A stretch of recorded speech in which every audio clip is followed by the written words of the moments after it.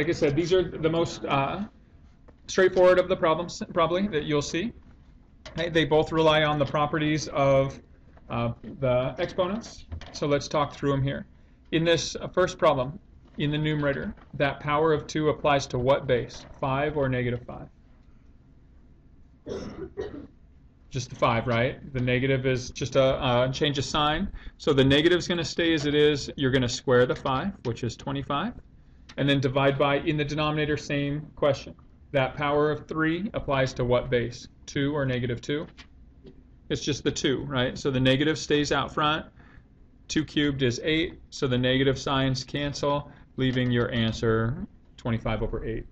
And now there's two potential ways that you might be asked to enter this. One, it might be given as two separate fields written as a fraction. Pretty straightforward, 25 over 8. It may also be given as just a single field. And if that's the case, just use a slash to designate the division bar. Okay, so either of those forms would work depending on what's being asked. Right, the second form of this question is the same set of concepts being tested. In this numerator of the second fraction, is this power of 2 applying to the base of 2 or negative 2? Now, because of the grouping symbols, it's the whole base negative 2, so you're going to square negative 2. So negative 2 times negative 2 is positive 4, so the sign is turned positive in this one. And in the denominator, this power of 4 applies to what base? 3 or negative 3? It only applies to the 3, so the negative sign is going to stay where it is. Now, when you look to do a power that's not one of the typical perfect squares or perfect cubes that you should be familiar with, one way you can look to do this or calculate these more easily is to break them down into easy-to-use parts based on the properties of powers or exponents that we've talked about. So we could think of 3 squared as being, 3 to the 4th as being 3 squared, right? A power to a power you multiply. So if you think of it in this way, you have 3 squared 9 squared, which is 81. You could also have thought of this as 3 squared times 3 squared. In this case, you're adding the powers. When you multiply exponents with the same base, you still get the total sum of 4. So if you can break it down into the different properties of exponents that you're familiar with, you should be able to calculate these pretty handily. Right, so again, the two different ways that you might be asked to enter this. One, written as a fraction. Always put a negative sign when you're dealing with fractions. Put the negative sign in the numerator. And so even though it was in the denominator here, we're going to move the negative sign up. So it's a negative 4 over 81. Do not enter a negative sign in the denominator of any fractions if I give you a fraction bar to use. Okay, same if it was a single field.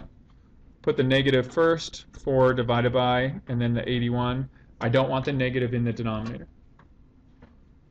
Okay. Questions on these? These would be what I would consider the easiest questions you'll see on your quiz tomorrow. These types of questions.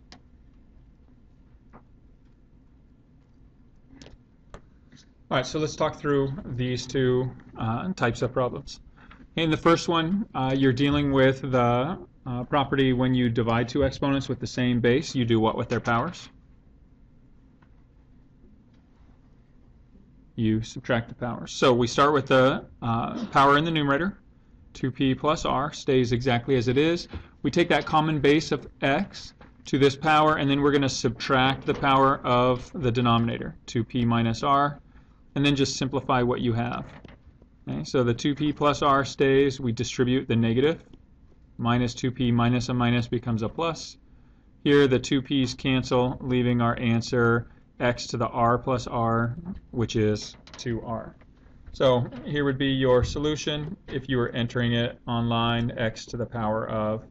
And when you write a power or a denominator that contain multiple factors, you need to put grouping symbols around it. So this would be x caret symbol parentheses 2r, close the parentheses. That indicates that the entire product, 2 times r, is in the power.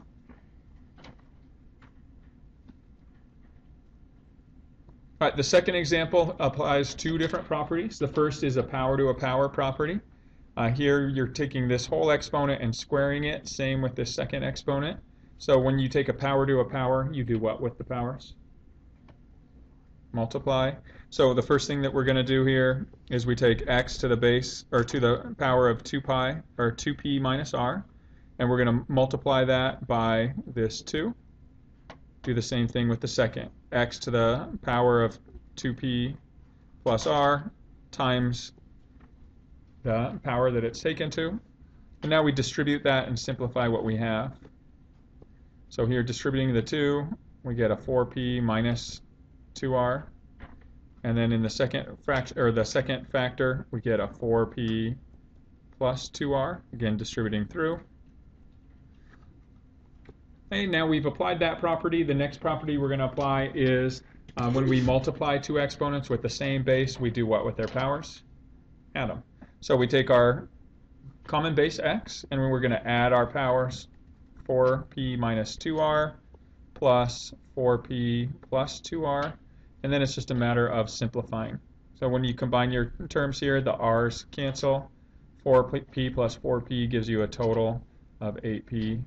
So there's your answer, written x to the power of. Again, because our power has multiple factors in it, we're going to put them in grouping symbols to indicate that the entire product 8p is the power of that exponent.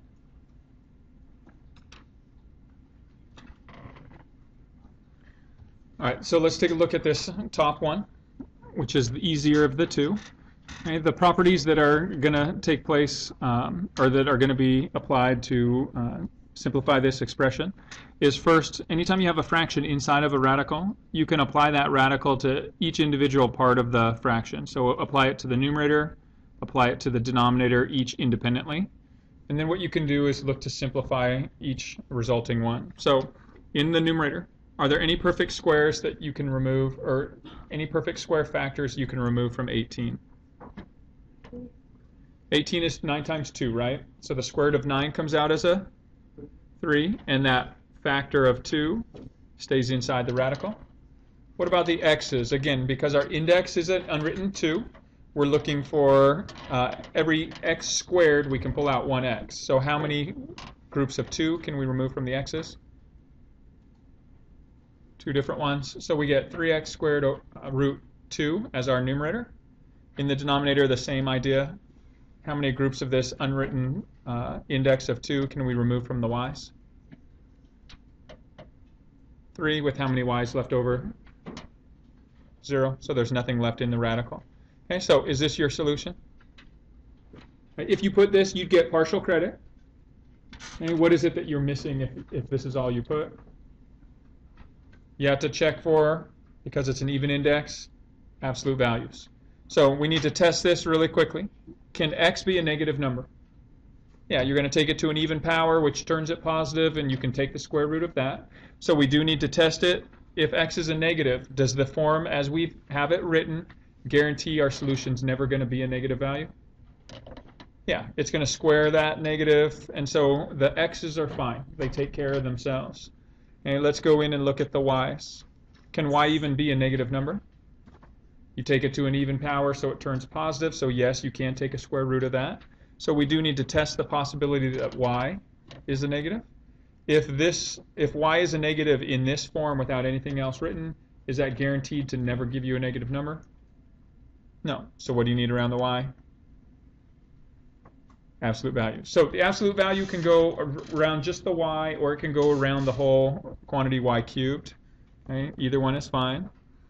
Okay? If you were entering this in two fields as a fraction, you get 3x caret 2 to represent squared, sqrt for square root of 2. So here would be the numerator. And then in the denominator, absolute value of y cubed. Like I said, the absolute values can go around just the y like I wrote here, or they can go around the entire quantity y cubed. Either way is fine. Okay, now there's another potential way that you might be asked to enter this, and that is as a single field. If that's the case, you're just going to write your numerator out completely, just as it is. So 3x squared, square root of 2. And then you're going to use a slash to designate the division of the fraction, and then absolute value of y cubed. like I said, you can either these two denominator ways of expressing the denominator are interchangeable. And it won't matter which one you choose; they should both work. All right, questions on that one? Again, making sure that you know when to use absolute value.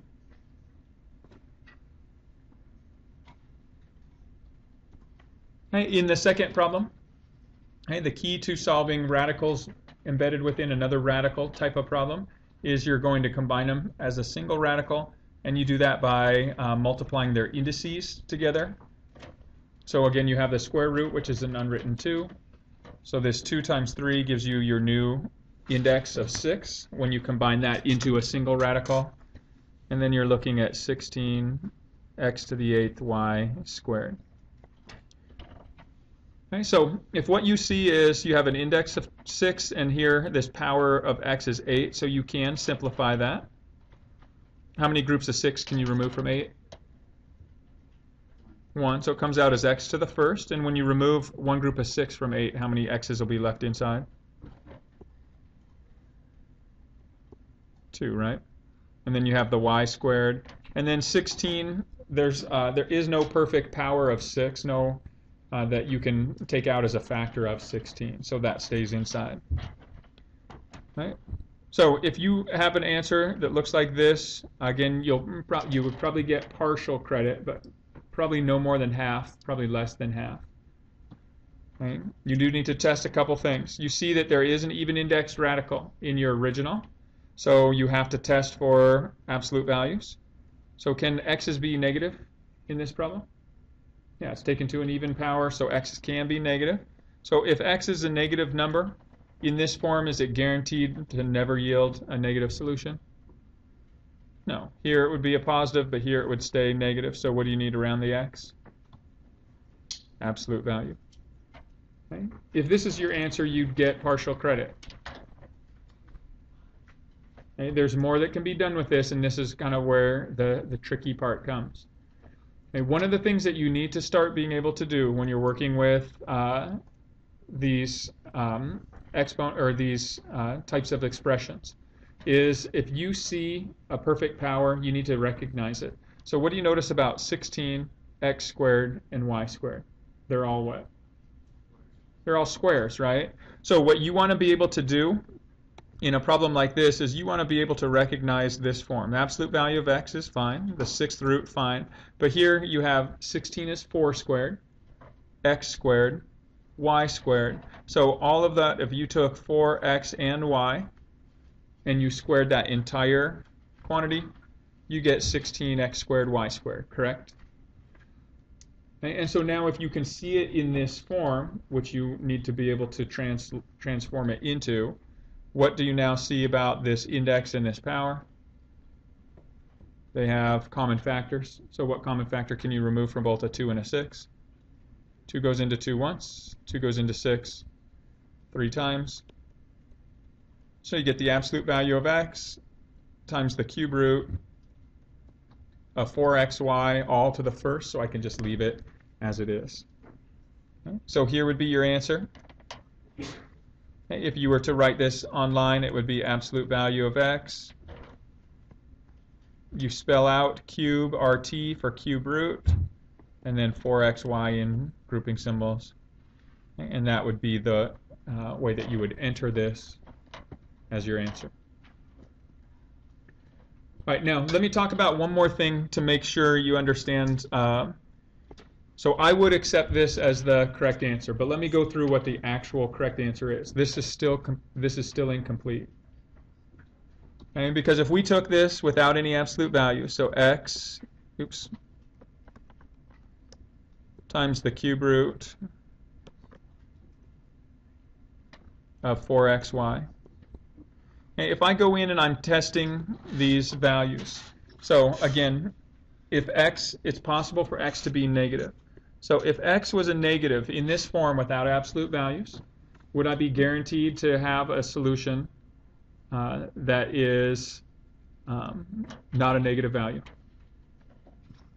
Now the reason you can't say that is because you don't know whether y is or is not a negative, right? Because y can be both positive or negative. So if y was a negative, then these inside would cancel and you'd be left with a negative outside. If y was a positive, then you'd be okay. But because there's that distinction, you still need absolute values around x, but you also, because of that, would need absolute values around your y. Okay, so the accurate answer for this, like I said, I would accept this form, but the accurate answer would be this form right here. Absolute values around both the x and the product xy inside that cube root.